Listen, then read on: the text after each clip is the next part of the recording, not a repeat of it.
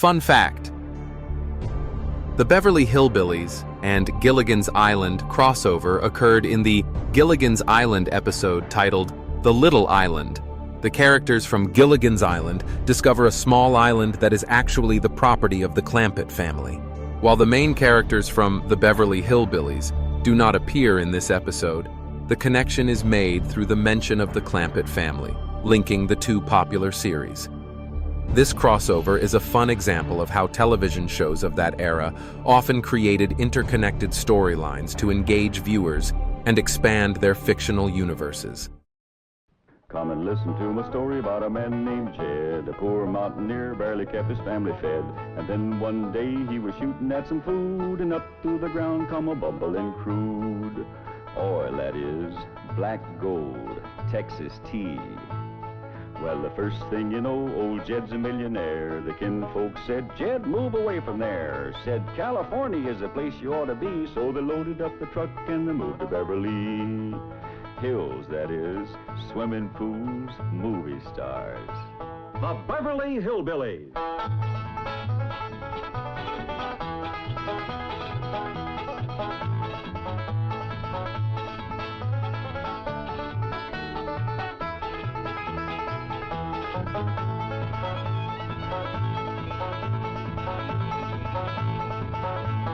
Come along and visit with the Clampett family as they learn the simple pleasures of the hills of Beverly. And that includes the products of your sponsor of the week, the cereals of Kellogg's, Kellogg's of Battle Creek. Corniest flakes anybody makes, Kellogg's.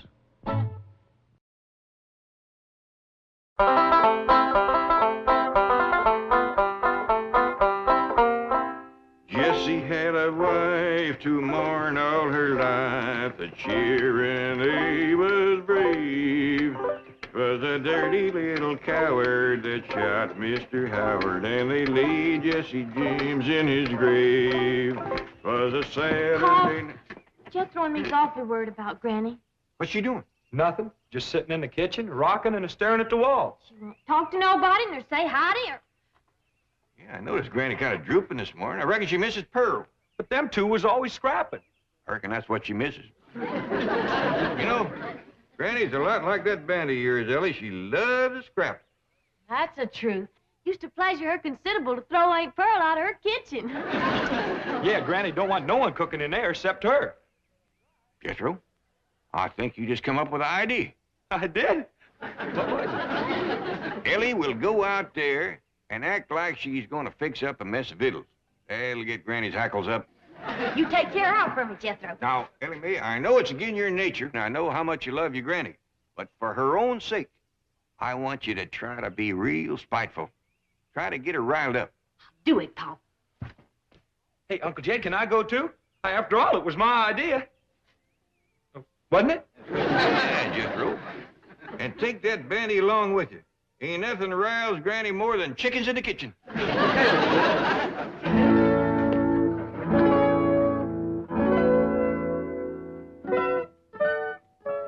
Wait, I'm gonna cook up a mess of victuals. That's what I'm gonna do.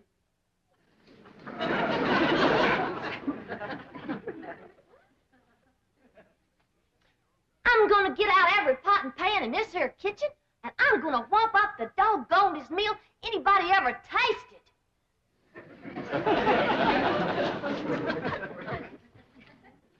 Hi, Ellie. What you fixing on doing? I'm gonna cook up some victuals. Granny don't allow nobody to cook victuals in her kitchen. I don't care what Granny don't allow. I'm gonna cook up some victuals anyhow. I'll help you. Here now, what are you young'uns up to? Well, we's gonna cook us some victuals. Why, you know Granny don't allow that in her kitchen. We don't care what Granny don't allow. We's gonna cook us some victuals anyhow. Jethro, is that a chicken you're holding? Yes, sir. Well, you better get shed of it right away. No, I mean outside. Ain't nothing riles Granny more than chickens in her kitchen.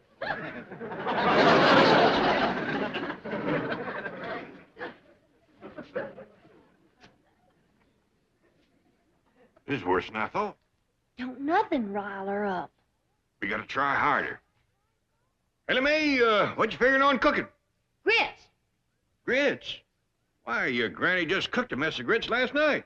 I know, Paul, but them was the worst mess of grits anybody ever cooked. Well, heck, I ate 4 great big heaping bowls. Ellie Mae Clampett, what a spiteful, riling thing to say about your granny's cooking. Child is right, kid. I can't do nothing no more. I ain't worth the powder to blow me up with. Granny, I didn't mean it. Paul made me say it. It was the best grits ever. They sure was, Granny. Like I was going to tell you. I ate 4 great big bowls. But Uncle Jed, he wouldn't let me tell you. And he made me throw that chicken on you, too. I don't blame Jed for wanting to get rid of me. I'm just a useless old woman. I ain't good for nothing or nobody. My time has come. Now, Granny, hold on there. No, Jed. Just do me one favor. Send me back home. I don't want to die in this foreign country. Now, hush that kind of talk. Paul, you ain't gonna let Granny... Don't try to shield me from him, young'uns. Just make it quick and merciful, Jed. Poleax me. Well, I sure made a mess of that. Come on, maybe we can think of something if we go outside and put our 2 chicken brains together. Oh, come on, Uncle Jed.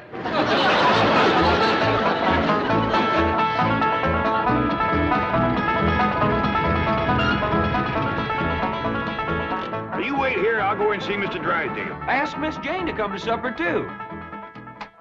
Mr. Drysdale, look who's here. I don't want to be no bother. Well, it's always a pleasure to see you, Mr. Clampett. Sit down. Thank you. Well, now, what can I do for you? Well, I got a little problem. Your problems are my problems. What's troubling my favorite depositor? Well, who? You, Mr. Clampett, you. Oh, well, you see, it's Granny. That poor little old woman is feeling lower than a fat frog in a dry well. Well, now, we must do something to cheer her up. Indeed, we must. You see, back home, we just have a bunch of neighbors in and have us a do. Ain't nothing pleasures Granny more than doing for folks. Doing? Yeah, you know, wamping up a big feed, tapping a keg of her cider, seeing everybody has plenty to eat and drink and has a good time. Can't Granny do that here? Well, you folks is about the only ones we know. We'll be happy to come, just say when. I reckon the sooner the better. How about tonight? I'll be right in Beverly. Miss Drysdale in town? Yes, she is, and she'll be delighted to come. Delighted. I would rather face the firing squad. Honey bun, please. I cannot picture myself with my fine old Boston background sitting down to dine with those prehistoric hillbillies. Don't. Milburn, I have told you repeatedly I will not mingle socially with the Clampetts. And I have told you repeatedly that their money is the pillar of this bank. Money isn't everything. Only if you have plenty, which you will not unless you go to Granny's dinner because I will cut off your allowance. You wouldn't. Try me. You brute. Associating with Jed Clampett has made you the same kind of a man that he is. Oh, no, Margaret. If I were the kind of man Jed Clampett is, I wouldn't waste time talking. Oh, no. I would put you across my knee and paddle your fine old Boston background. Oh, Chief, Mrs. Drysdale, this is indeed a red-letter day. Guess who has just landed on the roof? Well, it's a little early for Santa Claus. No, indeed. It's our distinguished chairman of the board, Mr. Martin Van Ransehorst. What? Well, I thought he was on the world cruise. No, he's anchored his yacht off Balboa and helicoptered in to see you. Mr. Van Ransehorst. Marty Milburn, call me Marty. You know Mrs. Drysdale. Oh, yes, of course. Congratulations. Congratulations for what? Well, I think you should be the first to know I'm elevating your husband to the board of directors. Board of directors? Nice, Simon. Yes, well, he deserves it. Any man that can land the Clampett account is my kind of banker. And I want the two of you to celebrate with me having dinner on my yacht. Well, thank you. We'd be delighted. I have a new French chef that's a genius. Every meal is an adventure. Sounds marvelous. But, darling, have you forgotten that we're dining with the Clampetts this evening? Oh, well, don't worry about that. I'll call it off. Oh, no, we won't. There's one man I want to meet, J.D. Clampett, business genius. Financial wizard, shrewd, calculating, incisive. Mr. Clampett? Who told you Mr. Clampett was that kind of a man? You did. I did? Yes, right after you landed the account. Oh, then, yes. Well, he's still the same kind of man, isn't he? Of course, certainly. He's Crude. What was that? shrewd. Thank you, Margaret. That's just the word I was looking for. Come on, dear. I'm sure you want to rush out and buy yourself a new wardrobe to celebrate your husband's promotion. I'm doubling your allowance. Hilbert, now you see what trouble mingling with the lower classes can bring. What do you intend to do? Just what any decent, sensible man would do who has lied his way into trouble. I'm going to lie my way out.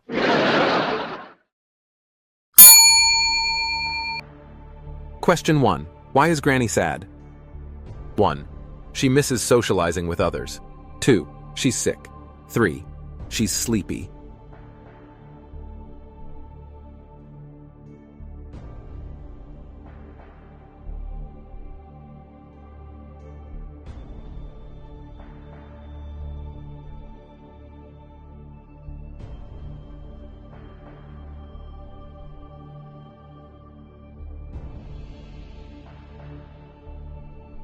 Question 1. Why is Granny sad? 1. She misses socializing with others. 2. She's sick. 3. She's sleepy. The answer, she misses the hills and socializing with other friends and relatives.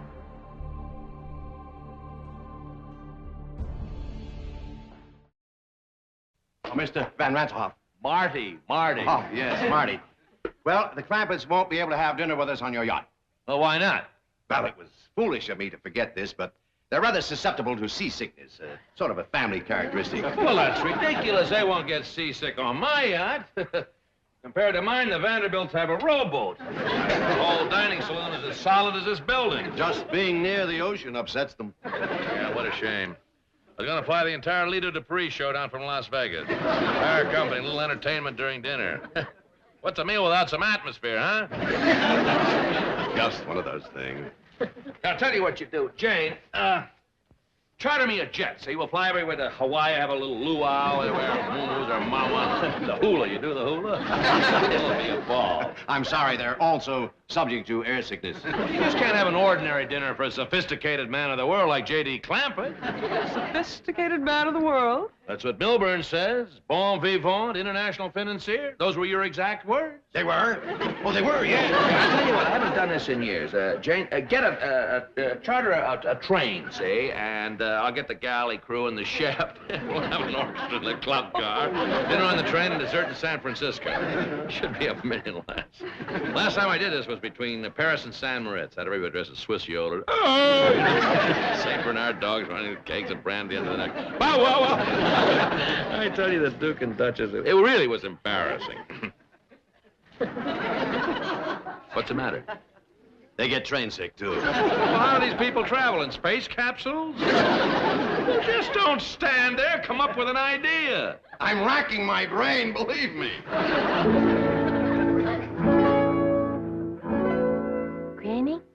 Granny, look-a here. I learned Earl a new trick. He's a dead rooster. Dog. Just put us both in a pine box and send us home for burying. He ain't really dead. He's just playing. Look at this. See? He's alive. More than I can say for me. Killing me? You just stop playing with that chicken. You got lots to do. What, Pa? Oh, cooking for company, that's what. We're having a big doings. Well, who's all coming? Well, Miss Hathaway, Mr. Drysdale, Miss Drysdale, I don't know who all. Well, what'll I cook? Well, the fanciest spread ever. Jethro's out right now getting some fresh victuals. I reckon you can start heating the water for the owl soup, and I'll go down to the cellar and fetch up some salted possum. Hold on, everybody. We's having a do, I'm gonna do the doing. Now, let me get this chicken out of here. Nothing rouse me like chickens in my kitchen. And the rest of you scat, too. Ellie Mae, you set the table in the fancy eating room. Jed, you go cut me some fresh greens. Oh, we're gonna have a doing for the folks next door. I'll bake 'em up a possum and plenty victuals more. We'll have a keg of cider and a little Mountain Dew, and we'll all have ourselves a hullabaloo.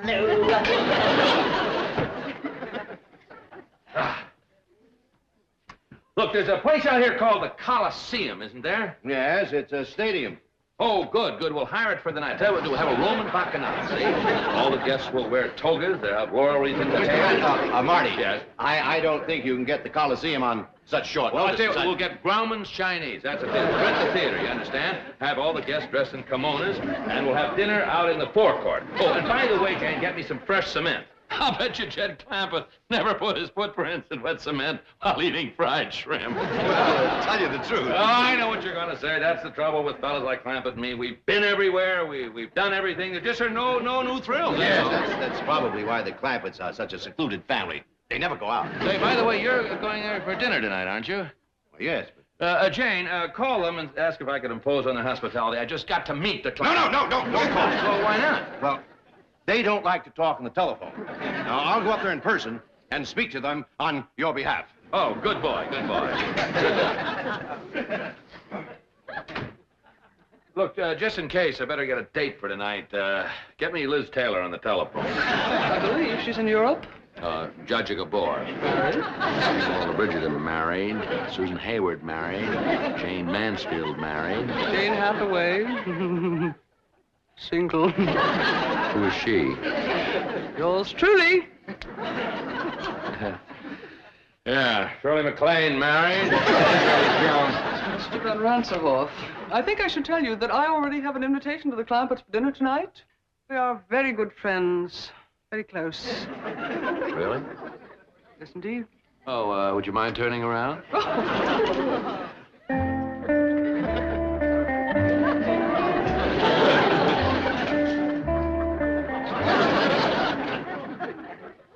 Debbie Reynolds is married. Mr. Van Ranserhoff, I think you should also know that the Clampetts do not, as they say, cotton to strangers.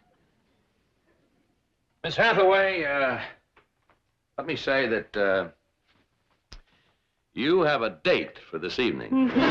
Jolly good. But, a word of caution.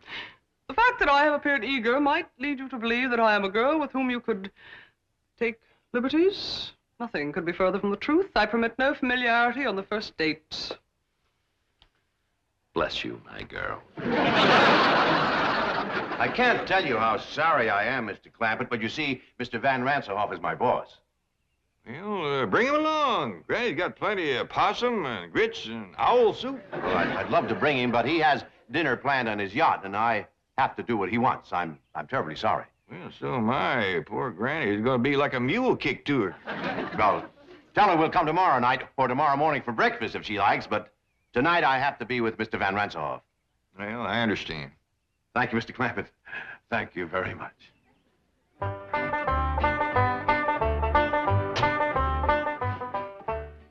Better not bring these in to Granny just yet. When she hears the news, she's liable to commence flinging them. Give him a knife, Jed. Just heard the news. Now, simmer down, Granny. You can't catch Mr. Drysdale. He done gone. What do I want to catch him for? Coming back here tonight with Miss Jane and Mr. Rancyhoff. Is Mr. Rancyhoff coming here? Sure he is. Miss Jane just called to see if he got the invite. I said, shucks, he don't need no invite. Just bring him along. Hey, doggy. If Mr. Rancyhoff is coming, then they's all coming, because he's the boss. Oh, we're gonna have a doing for the folks next door. Jane and Mr. Rancyhoff, and that makes four. Have a cake of cider and a little Mountain Dew, and we'll all have ourselves a hullabaloo. Question 2. What popular Castaway series does actor Jim Backus also play in? 1. The Jeffersons. 2. Gilligan's Island. 3. The Brady Bunch.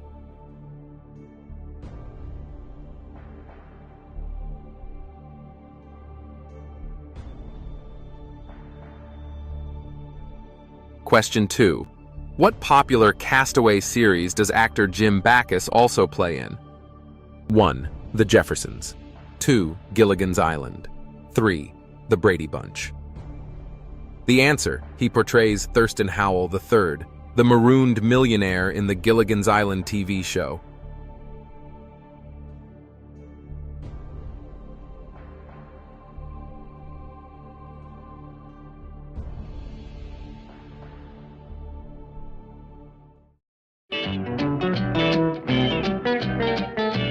What do you mean Ransohoff's going to the Clampetts?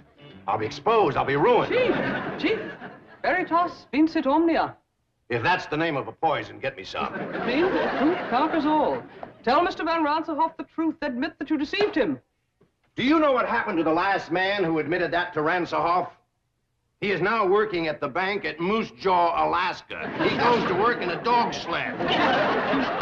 I have an idea. I am Mr. Van Ransohoff's date tonight. I'll tell him the truth.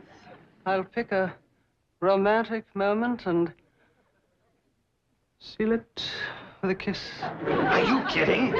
He has a bank north of Moose Jaw. Wait till you see the divine gown I purchased. It was designed especially for an evening on a yacht. We'll take it back and try to get something as good for a day on a dog sled.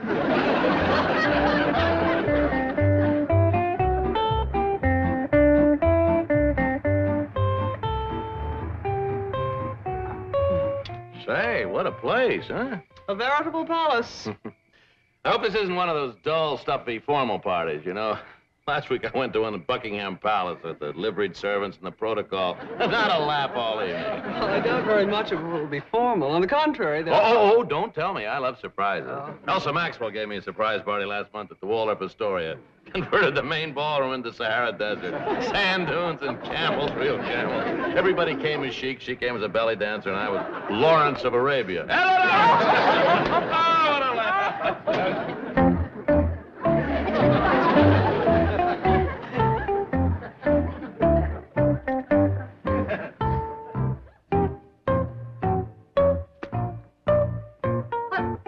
Doing? I'm packing for Moose Jaw, Alaska. Ransohoff just arrived at the Clampetts. Surely you're exaggerating the situation. Margaret, one look at those hillbillies and I'm an Eskimo. Lady Clampett, may I present Mr. Martin von Ransohoff? How do you do, sir? Hey, they just call me Jed, and this here's Granny. Pleasure to know. How do you do? This is fabulous. No, this is Ellie. My daughter, Ellie Mae. Howdy there. Say, I got a rooster that plays dead. You want to see him? Now, May, let's wait till later to show off your critters. This fine young fella here is my nephew, Jethro. Howdy, Mr. Ransohoff. He's my cousin Pearl's boy. We're right proud of Jethro. He's going to graduate from the 5th grade this year. Congratulations, young man. Well, thank you. Well, let's all go sit in the parlor while Granny pulls the bung on a keg of cider. Jane, this is marvelous, simply marvelous, and what a surprise. Who would think that a stuffy millionaire like Clampett would come up with a hillbilly party? The man is a genius, and those accents, they must have been practicing for weeks. Longer than that. Yes, when do they start the hoedown or the square dance or whatever they're going to do? Oh, excuse me, Mr. Ransohoff. Marty. Well, come on, Marty. Once Granny pulls the bung on that cider, it evaporates awful fast. Look, we'd like to get in the spirit of the party. Have you got any more clothes like the one that you're wearing? Sure. Ellie Mae, Jethro. Take these folks upstairs and get them some party clothes. Is that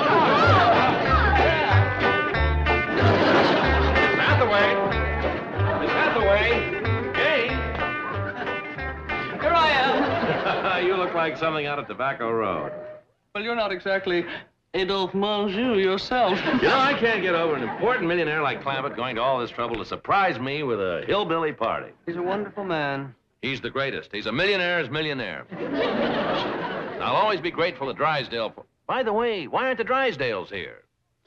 Well, that's rather a long story, Mr. Van Ransohoff. Call me Marty the way Clampett does. That kills me. Well, Marty. Mr. Drysdale thinks you're going to transfer him to your bank in Moose Jaw, Alaska. Moose Jaw, Alaska?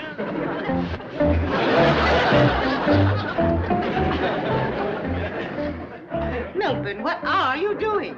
I'm trying to figure out if I can convert these into snowshoes. I've had enough of this ridiculous nonsense. Are we going to dinner or not? No, that depends. Mr. Van Ransohoff spoke so highly of his French chef. I'm simply dying for a Chateaubriand. How would you feel about a nice big dish of flaming blubber? I hear square dance music. What does that mean? It probably means that Ranselhoff has left. He's on his way over here, and we're on our way to Moose Jaw.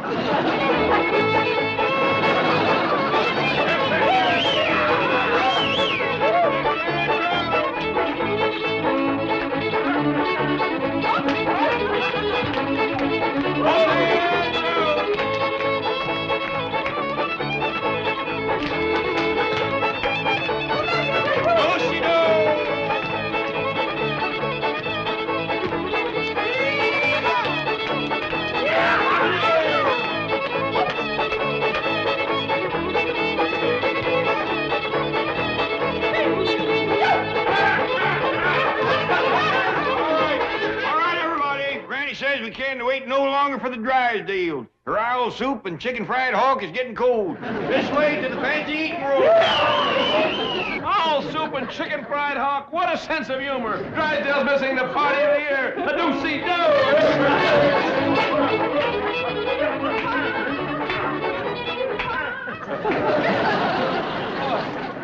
Dinner in the billiard room. This is priceless. Now, before we all sit down, there's a couple things I better explain to you, Marty. Now,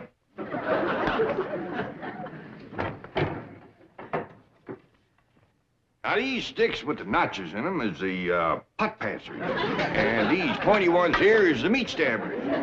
Is just dandy for stabbing stuffed crow. Wish Elsa Maxwell and Pearl Mesta could be here. Partial to stuffed crow, is they? Well, come on, sit down, everybody. First we'll have Grace, and after that, Ellie Mae will pass out the deviled buzzard eggs. He is just fine with baked possum.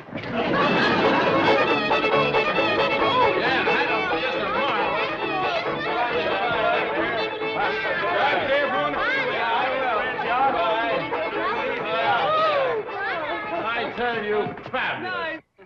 Is that fabulous? I tell you, I've been to parties all over the world, but this is the cleverest, the most original, and what food? Imagine calling roast pheasant au jus stuffed crow with gopher gravy. I noticed that you didn't eat much. Oh, the excitement of the evening. Yes, I must say, I don't blame you. I can hardly wait to get back from that around-the-world cruise, see what kind of party they're going to plan for me next. Oh, Marty. Granny says you seem so fond of her deviled buzzard eggs, she wanted you to have these to take home with you. Well, thank her for me. You bet I will. Good night. Good night. Good night. Is that beautiful? Still in character.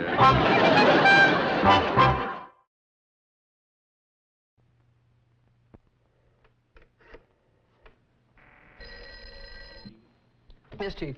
Miss Hathaway, how did you know this is? At this time of the night, who else would be calling me? Well? I've just prepared a bowl of Kellogg's cornflakes. Miss Hathaway, tell me about it. Well, you know about Kellogg's cornflakes. Crisp, golden flakes with real corn taste. Miss Hathaway, what happened at the dinner? Oh, he loved it. Thought it was a gag. Hearing Chief, Board of Directors.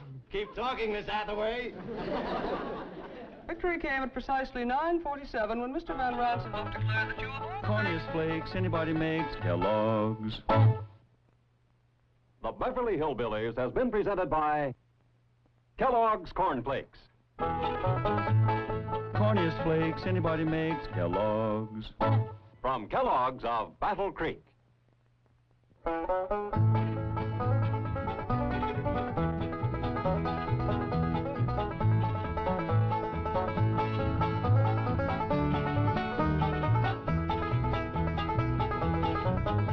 Well, now it's time to say goodbye to Jed and all his kin. They would like to thank you folks for kindly dropping in. You're all invited back next week to this locality to have a heaping helping of their hospitality. Hillbilly, that is. Set a spell. Take your shoes off. Y'all come back now. Here? Question 3. What kind of dancing do the Clampetts use to entertain? 1. Breakdancing. 2. Mambo number 5. 3. Square dancing.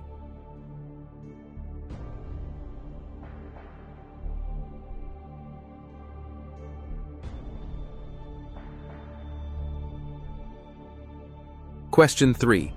What kind of dancing do the Clampetts use to entertain? 1.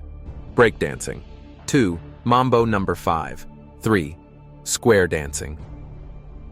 The answer? They square dance and have a good old down home, hoedown,